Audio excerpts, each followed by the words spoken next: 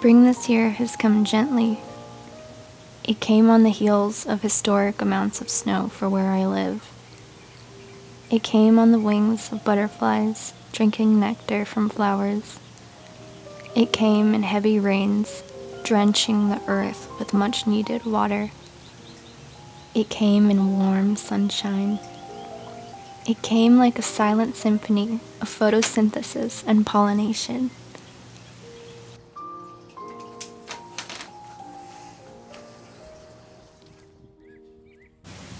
Springtime is a particularly special season to me. The winter has passed and the earth begins to hum its song of reawakening. Growth and sprouting become the anthem the days march to. Rebirth is the refrain all living things seem to sing. It's the renaissance of nature. How fitting we celebrate the resurrection of Jesus in the spring. The old has passed away. Behold, all things are made new. 2 Corinthians 5:17.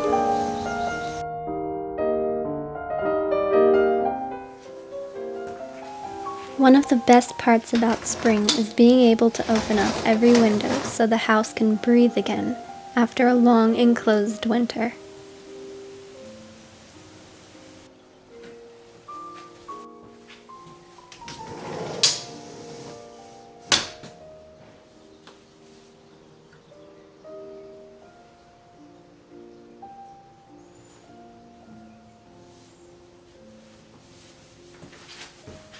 Spring is one of my favorite times to find wild, untrodden paths to explore. I always bring a basket to gather wildflowers, leaves, and twigs to fill my home with.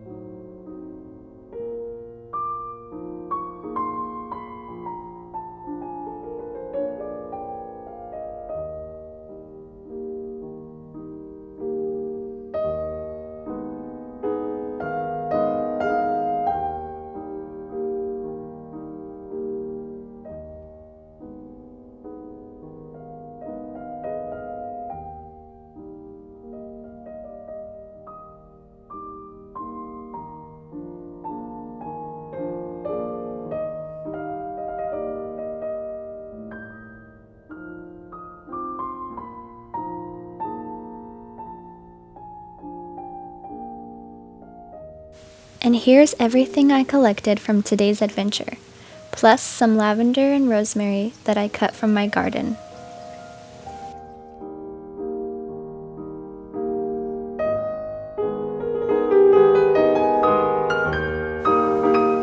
And my absolute favorite thing to do, settle down with a piping hot cup of tea and a good old-fashioned fairy tale.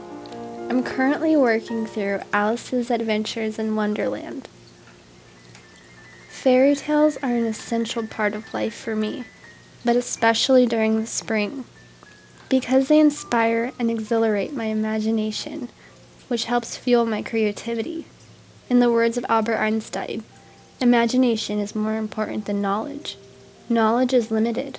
Imagination encircles the world. And also in the words of Einstein, if you want your children to be intelligent, read them fairy tales. If you want them to be more intelligent, read them more fairy tales. Some other books that have really helped get me in a spring mood this year are Spindle's Inn by Robin McKinley, The Hobbit by J.R.R. Tolkien, 1,000 Gifts by Anne Voskamp, Pride and Prejudice by Jane Austen, and the complete works of Beatrix Potter.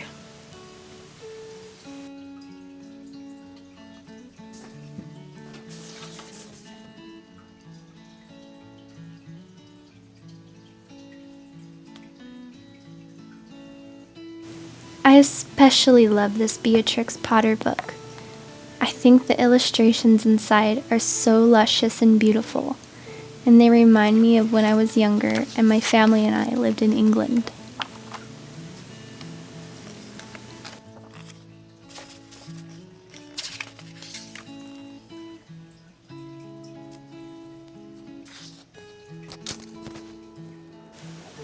All in all, spring is a very sacred occasion for me. It is a time to reflect and celebrate that winter doesn't last forever, neither does sorrow or suffering. I worship the God who created spring, and He is able to turn weeping into rejoicing. He can turn disaster into dancing, lamenting into laughter. He can turn winter into spring.